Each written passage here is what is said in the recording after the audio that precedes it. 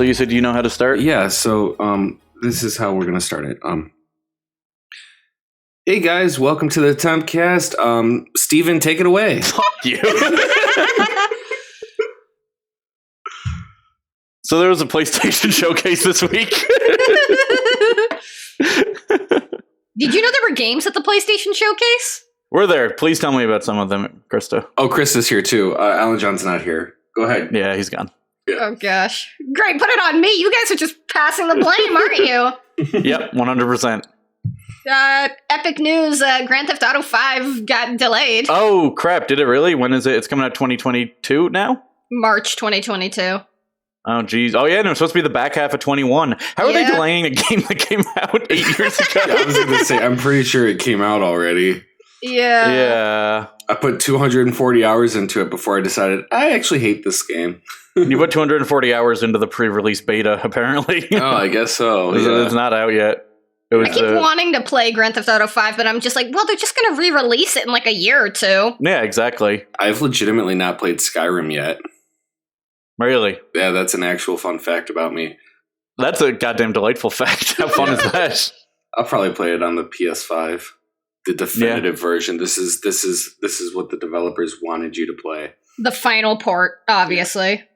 But yeah, so Grand Theft Auto getting delayed. I don't know. We've been talking about GTA a lot lately. I really like the originals, the hot take. I like the 3 PS2 games a lot more than I like GTA 5. Whoa, dude. Yeah, that's crazy. I even like Chinatown Wars. Wow.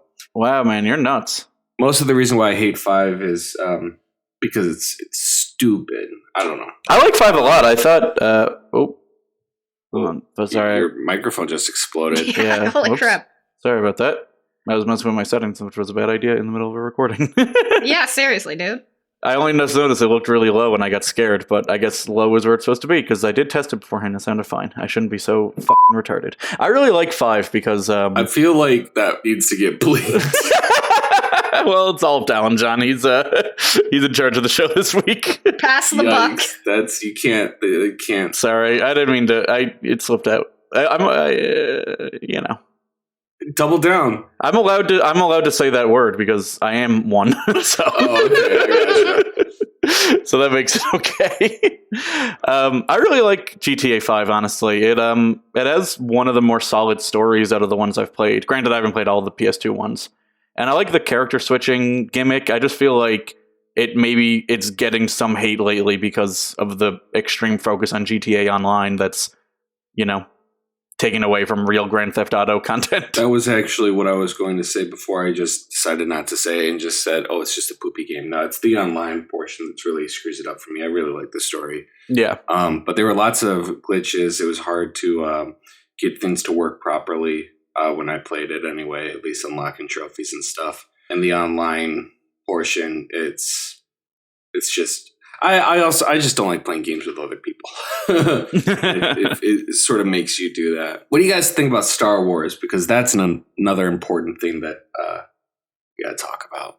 That's an exciting one. So Knights of the Old Republic was announced to be getting a remake by Aspyr Media, which was a rumor that was leaked around April, I think. So whatever weird website reported that, it was like Cinelinx or some weird website I'd never heard of. They were vindicated, I guess. Yeah. Well, I'm interested in just how they're going to do it because I know that ever since Disney took over, basically they wiped the slate clean. Nothing was canon anymore except for the Clone Wars and TV shows and the movies and whatever came afterwards. So Knights of the Old Republic was deemed non-canon. Now they're remaking it. Are they going to try to throw it into the actual Star Wars canon? Is that even something that anybody else cares about but me? I feel like if there's anyone that cares about the canon and official timelines as much as you, it's Star Wars fans. Yeah, that's true. That's true. I don't know much about Star Wars, but I guess they might. Do you think they'll have to rewrite parts of the story to make it fit the new canon, or is there anything contradictory in there that conflicts with the rest of it? I don't know. If only I was a Star Wars fan. Has all media regarding Star Wars had to fit this new canon, or have they re-released books or comics that don't fit in with it? So they have, all right, so they wiped the slate clean and they have been slowly bringing things back. So Thrawn was a character from Legends who was really big. Everybody loved that guy. And then, of course, when Disney took over, he no longer was canon. And a lot of his backstory contradicted what actually happened in canon. So they brought him back into canon. They rewrote him a little bit. So the character is back. That seems to be what that might be the best way to get the characters from Knights of the Old Republic into canon, is to just rewrite it a little bit in a way that allows it to work. Yeah. And I'd say that's probably what they're going to do, because I know, at least when they first took over, Disney was very serious about maintaining the canon. They wanted all the movies and the video games and the comic books and the novels and all that stuff to line up. And so I don't know if they're still as hardline about it as they were in 2015, but I don't really see why they wouldn't be. Yeah. I think the funniest thing about the announcement was in the press release, they said, after 20 years, this is one of the most requested remakes from the PlayStation community for Knights of the Old Republic, which was an Xbox original exclusive and PC. Yeah, that's an odd one to put out. Well, if anybody wanted the remake, they would be Sony people, because they haven't been able to play it. I've never played it because but I'm interested in doing it. My older brother he still plays it like regularly. Okay. It'd be good to go back to when BioWare was a competent company. Mm-hmm. Speaking of a competent company, how many? That wasn't a good transition. Fuck. Insomniac's real competent. They're working on 2 games at once. Whoa! That's true. That'll go well. That always works out. So they're working on a sequel to when did that Spider-Man game come out? Was it 2017, I think? 2017. Yeah, 2017. Thank you. 2017. They're making a sequel to that. And they're also working on a Wolverine game, which is kind of interesting. Yeah. There wasn't really any gameplay for either one, though, which is disappointing, I guess, because they only recently finished up that Miles Morales thing. Yeah, and Spider-Man 2 is coming out in 2023, so... Yeah. I have a feeling that they're not going to try to reinvent the wheel too much when it comes to Spider-Man 2. I don't see why they would change it up very much from Spider-Man 1, especially with Miles Morales being like much the same. Yeah, he has a few different abilities and stuff, but it doesn't look like it's going to be a huge difference. I guess really the main thing is that you can play as both of them like back and forth here. Mm-hmm. And it's going to have Venom, I guess, as the villain. Did you watch the cinematic trailer for this one? It was kind of weird because they were just both of them there, and then Venom kind of popped up at the end.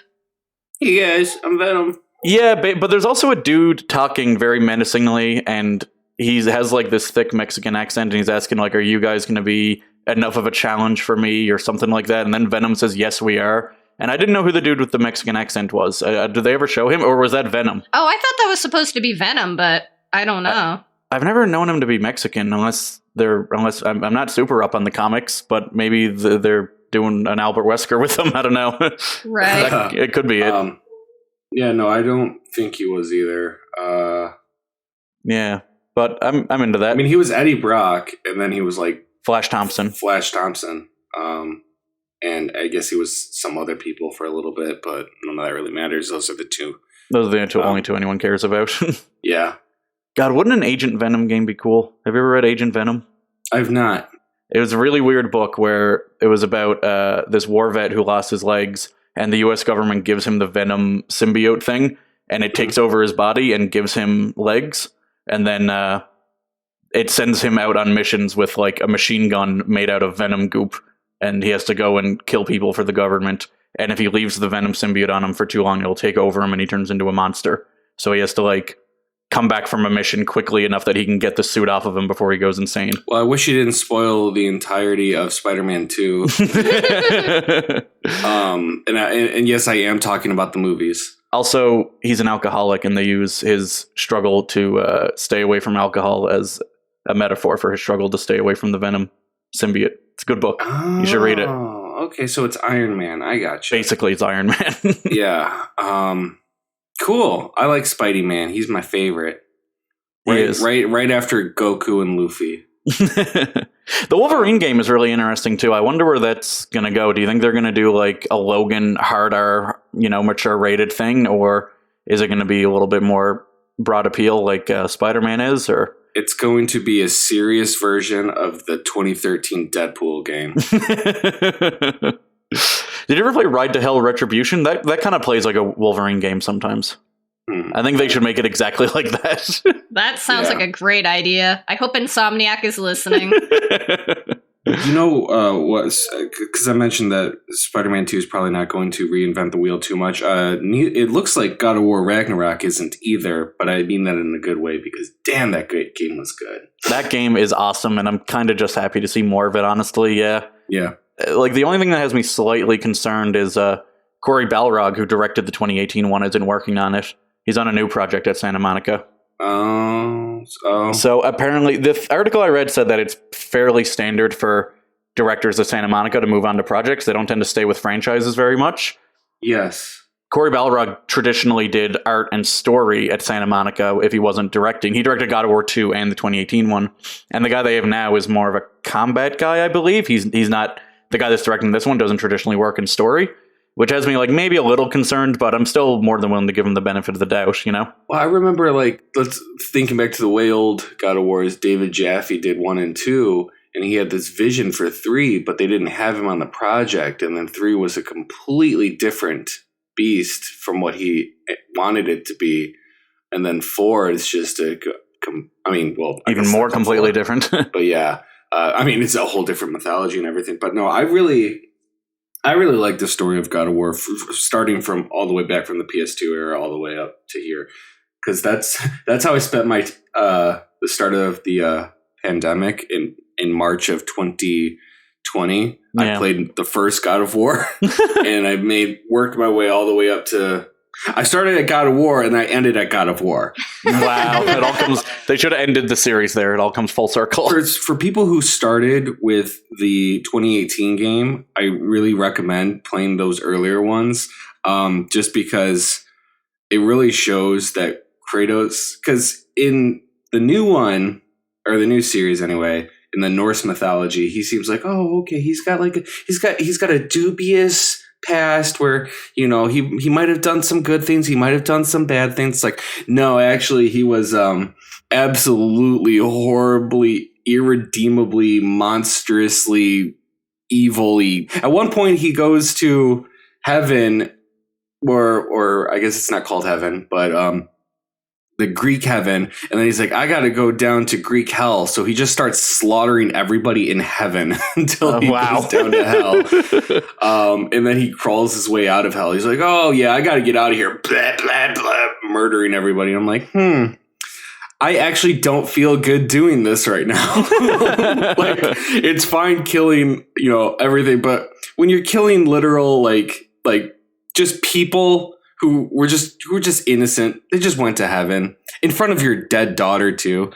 I'm sorry for spoiling everything, but yeah, he's not very redeemable. And then you play the new, 2018 God of War, and you're like, okay, you're kind of redeemable. What the hell? How did that happen? So you need to play those earlier games to get that context. I really like franchises that take characters that were probably not meant to be taken seriously, or like have a lot of emotional resonance, and take these ideas that were probably just implemented to be cool or badass or ridiculous and try to give them a real emotional weight, or give that character a conscience or something. Like, I always find that stuff interesting. You can also sort of like suspend your disbelief. So it's like, I'm willing, like, after I played the last, like, God of War 3, I was like, I know that they're going to have this new God of War, and I know that they're going to try to make me like this guy. And I do like him, but like, I like him as like a badass villain, evil person. Like, there's no way that I'm going to think that he's a good guy.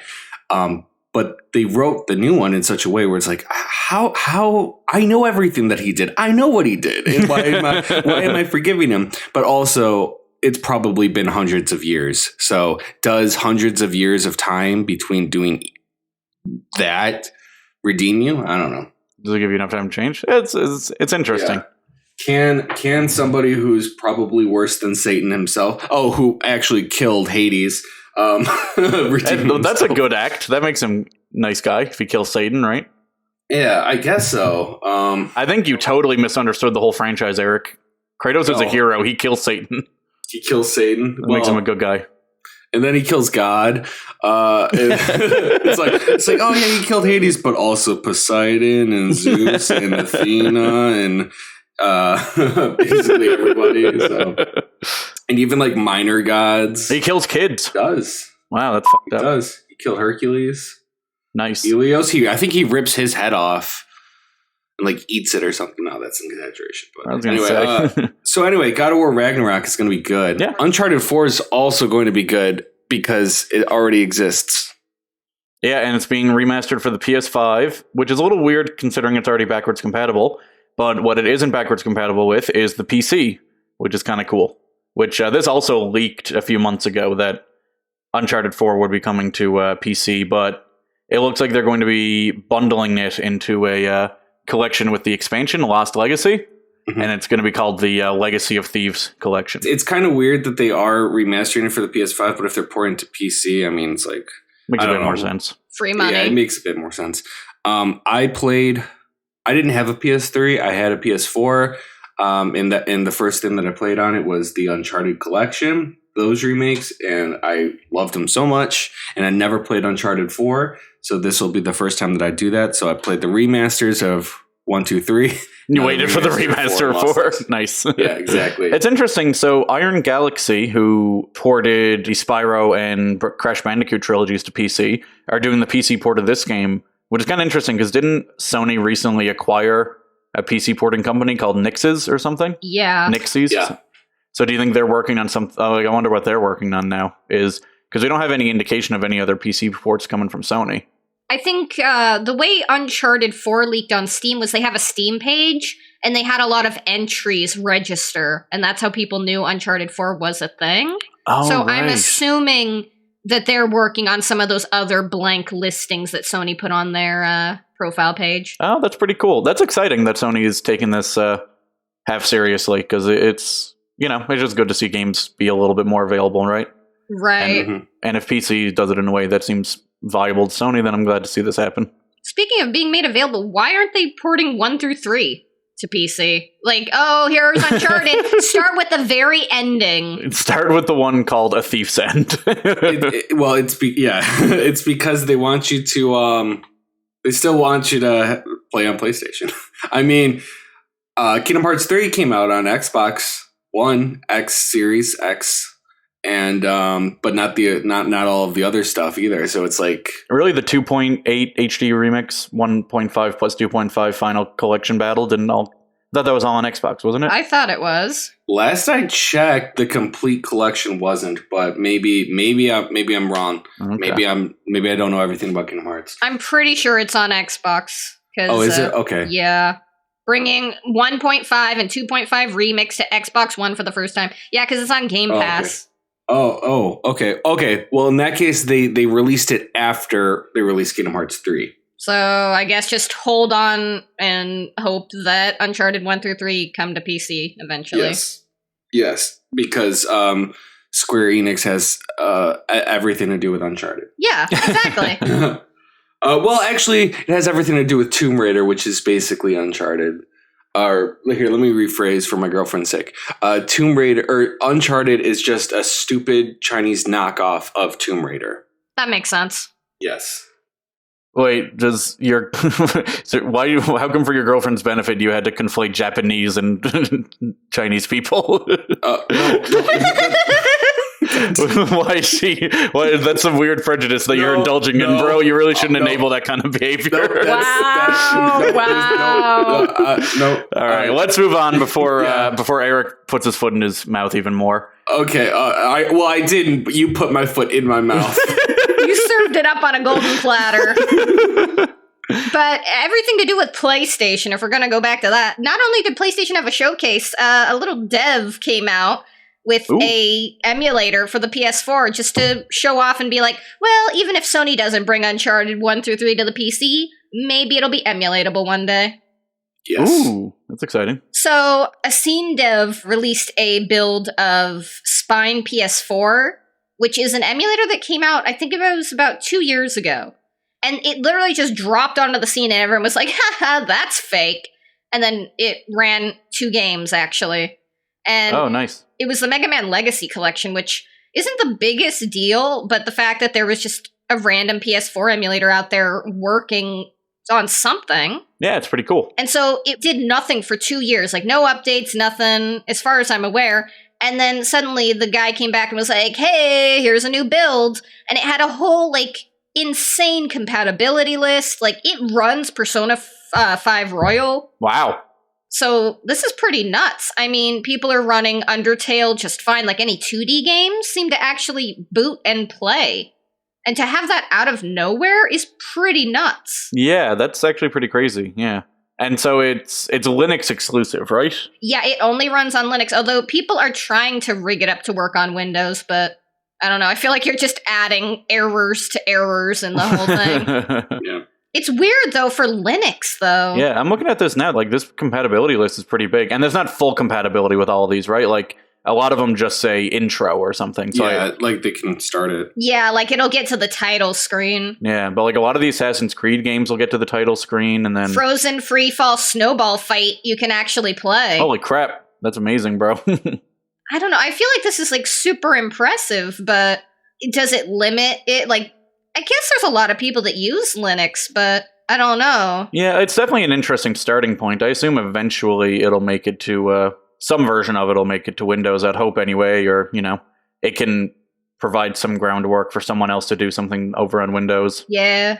You guys excited to play it on the Steam Deck? So that's one of the things that I'm excited about for the Steam Deck is possibility of doing remote play from my PS4 and 5 to it, though I think it'll work. Sounds like it would work, right? Let's just have a Vita, bro. Well, no, you can't do that with the PS5. Wait a minute. You can't. Yeah, Vita's not compatible. That is big sad.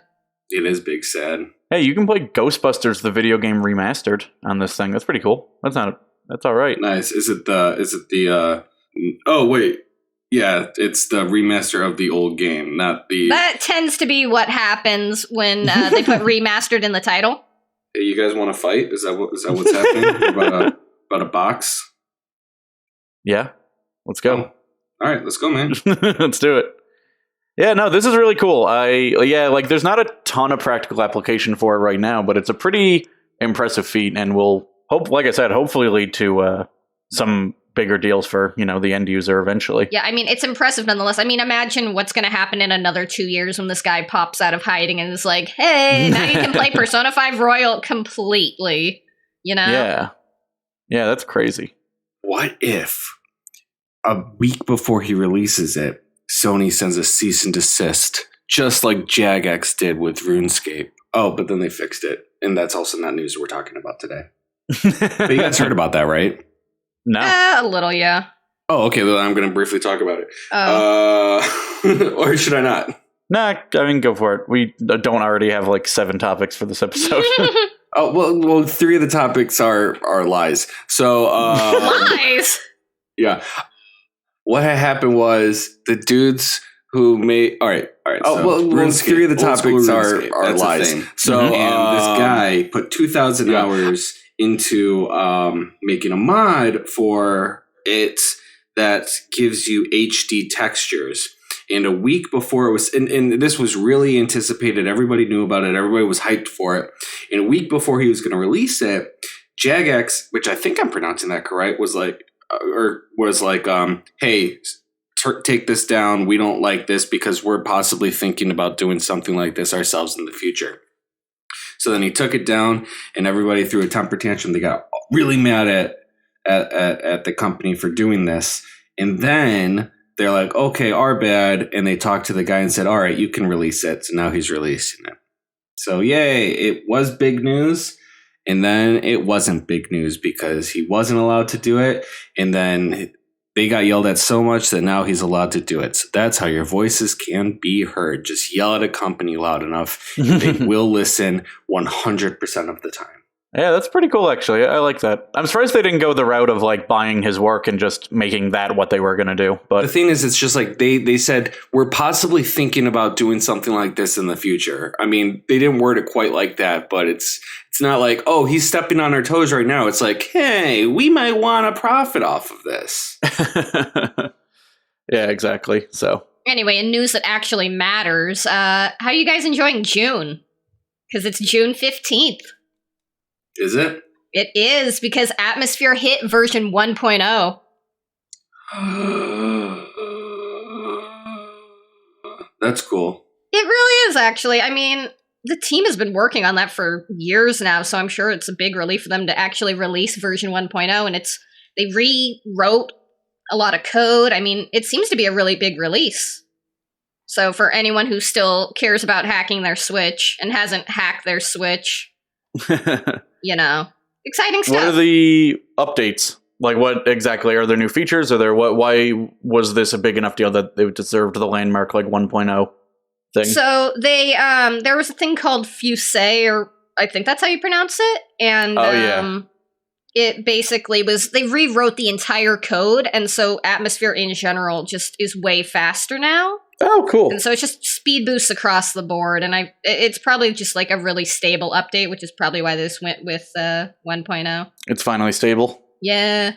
Okay, well that's really cool. So it's not necessarily stuff for the end user, but it is still a landmark in that this thing is finally a little bit more stable. It runs faster. It's, I guess without the Fuse thing, it's a little less complicated to install, I think, because I remember that being a thing that I had to mess around with when I installed Atmosphere a few times.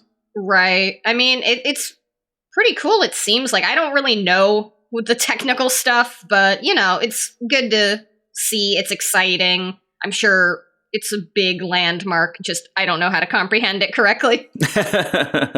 Yeah, it's very cool. I'm hoping, I don't know, yeah, it just being a bit more stable is always good. I'm hoping maybe them reaching this landmark in terms of the more technical side, maybe they will be able to feel more comfortable working on end user features at this point. Right. Like maybe because they've hit the point where they feel like it's ready for a final release, so they can work on improving it rather than finishing it.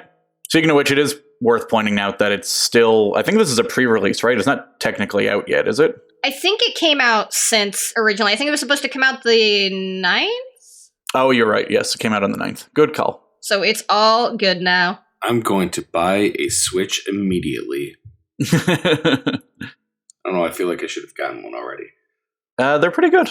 You still have to get the old one in order to do all this stuff easily, right? Yeah. Yeah. So you got to get an old one and then bust out the paperclip. Hey, I'm looking to sell mine. Do you want it? Sure. I'll trade you the Vita that I was going to give to AlanJohn. Love it. as long as he doesn't get it. Yeah, that's really all that matters. As long as AlanJohn doesn't ever get a Vita. Thanks for editing today, buddy. Love you. Yeah, I was going to say, I'm pretty sure he's still going to edit this episode. I'm sure he's going to love that part of the podcast. Yeah. Man, it's been a few minutes since I've had something explained by a lawyer, Eric. Oh, do you need me to explain something? Obviously. All right, let me crack this up. So RetroArch just got back to 1.99. Now you know. Wow, thanks, buddy. Yeah, isn't that an epic fact? It is so epic. That is... You explained that so well, I feel like I just ate the apple of knowledge. There you go. Epic apple. Oh, that so totally reminds me. Let me put on... Shoot, I didn't bring my tie with me. Because normally I'm wearing a tie when I explain things with my lawyerly voice. Okay, so you guys all know about the Apple Epic versus Apple lawsuit, whereby Epic Games, that is, had Fortnite. We Like Fortnite on the Apple Store. Yep. On iOS, or they had in-app purchases, right? And they didn't want to give Apple a 30% cut of all of the in-app purchases. It was 30%, right? Yes. In Fortnite, had a feature that redirected you to Epic Game Store so that you can purchase things that way. Was there a discount if you did that, or was it the same? There was a discount. There was a discount. It was, I believe, a 30% discount. Oh, was it all the way 30%? I believe so, yes. Well, there was a discount. Epic gets more, Apple gets nothing, and Apple doesn't like getting nothing. So they said, hey, look, man, we had a contract. When you signed up with our store, you weren't allowed to, redirect people to other payment methods. They had to pay through this particular platform so that we get our cut, you get your cut, and everything like that. Epic said, no, that's illegal. So then they sued. And I know that we talked about this on the podcast before. I don't remember what I said about it or what my opinion was, but I'm going to go ahead and assume that I was right in that there was a contract. The contract was agreed upon by Epic and Apple, and Epic violated that contract. That said, nobody won in this lawsuit. Everybody lost. My understanding of the ruling is basically Apple is no longer allowed to block in-app purchases outside of the store. So they can't prevent other developers from, redirecting people to other ways of purchasing stuff. So in that way, Epic was allowed to do what it did, or at least from now on. Or stores like Epic, not Epic itself, because Epic did in fact breach the contract that they had, and they still have to pay Apple like $12 million or something like that, right? No, they made $12 million in the time that they altered the payment methods, and so 30% of that has to be paid, which is about $3 million, I believe. Yes, yeah. So they still have to pay the commission because Epic did breach their contract, and Apple isn't forced to allow Epic back on iOS. So who really won here? Okay, so what Apple wanted was to say, our contract is fine. We're totally good. Fuck you, Epic. You can't, redirect people. Epic's plan was, yes, we can. And in fact, you shouldn't have kicked us off, you stupid, ugly monopoly. Let us back on. We don't have to pay you anything. What the court said was, all right, Apple, you can't be doing that anymore. You can't force them to do that. However, you did still have that contract. So Epic, you still violated the contract, even though that's not really how we're going to do things moving forward. So you have to pay them the 30% commission on the $12 million that you made. And because you breached that, Apple is not required to allow you back onto the store because you haven't sufficiently proven that they're a monopoly either. Now, that doesn't mean Apple's not a monopoly. You just haven't proved that it's a monopoly, which is what you had to do. You had the burden of proving that because they were claiming that Apple was a monopoly. And I'm pretty sure the judge said something to the effect of success is not, just because they're successful doesn't make them it doesn't make them a monopoly per se. Yeah. And Apple's like, yeah, we're the best. And so nobody really won here. Well, so the thing is, it seems like there's, I don't know if it's conflicting information or what, but the more I read about the case, the more it seems like Apple straight up won. Because while they're not allowed to force app developers to redirect people to other payment methods, they are still entitled to collect their 30%. Mm-hmm. Now, I don't know exactly how that works from a technical standpoint. Like, if the app is allowed to redirect you to Epic's website, I don't know how Apple collects that money. But the court did say they're entitled to collect their 30% still. The court questioned whether 30% was fair, but they didn't, they can't rule on that. They didn't allege it. They didn't say Apple needs to lower it. Yeah. So, really, this is going to be maybe a bit of a hassle for Apple, but they're still allowed to get all their money they were making before. And also, though that ruling about, I think they're called anti-steering policies. Basically, apps aren't allowed to steer customers towards another payment method. Those were only found to violate Californian antitrust laws, I think. So likely, I imagine in the appeals court, this would be stopped from going nationwide, right? It would probably only apply in California at most. Yeah. So even the small win that they got is possibly only going to be restricted to a small area, whereas Apple won on almost everything else. Epic is off of the iOS store or the App Store. Everyone that plays that game is screwed over, no matter, they might have dumped however many V-Bucks into it, and now they're just screwed over because they can't play the game on their phone anymore. It feels like a big, big loss for Epic. You mean it was an epic loss? Oh, shit. You got me there. That's why you're the lawyer, bro. You're so good with words. You can craft an argument. That's my whole thing is I win cases because I'm humorous. Yeah, you use that charm. And I also lose cases because I'm too humorous.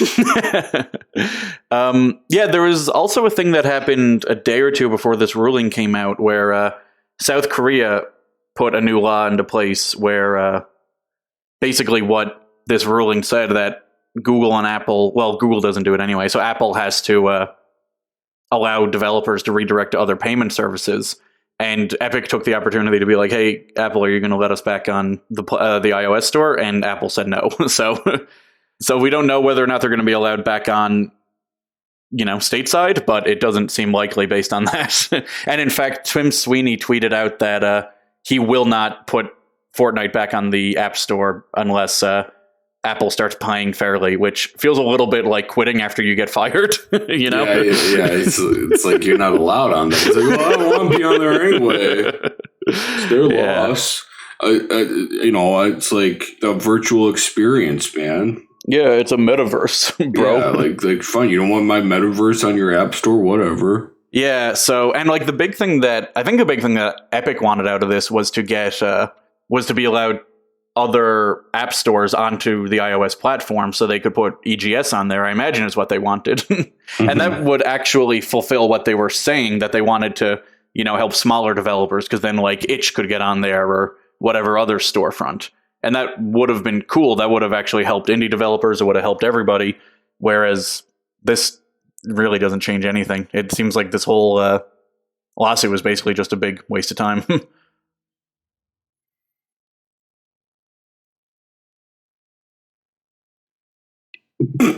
just like all that dead air was a big waste of time. Seriously. So let's see what's next. Kingdom Hearts 6 announced. What? Oh, that's you're fooling me again. Oh, I gotcha. You got me. I'm just reading the topic list and not thinking. Correct. Wow, you're nuts. Lawyer explains the topic list. All right. We're going to get banned off of the iTunes store for having such a shitty podcast if we keep this up. Yeah. Should we? Is that the end of everything? We all done here? Who needs Fortnite when on your mobile iOS devices when you could have epic other games such as AlanJohn's Bleep that out. Bleep that out. Raid. Everybody use my code Eric. You'll get coins and chargers and epic champions, epic game store champions alike. Just use code Eric. Thank you. And GBA Temp doesn't get any money. It all goes to me. And then I take that money from Eric. That's true. We have to pay rent for the Texas office. Exactly. So please, if you enjoyed the Tempcast, patron me, please. Like, comment, and subscribe if you want Eric to go on trial for his Deoxys drama. Okay, goodbye, everybody. I still want to do that full trial. Yes. I didn't do anything wrong. You absolutely did, you monster. You are a criminal with Pokemon. Chinese knockoff? Oh, okay, we're still recording. She can't save you from this trial. Don't try to get out of it like that. You're not getting off the hook. Okay, bye, everyone. Okay, bye.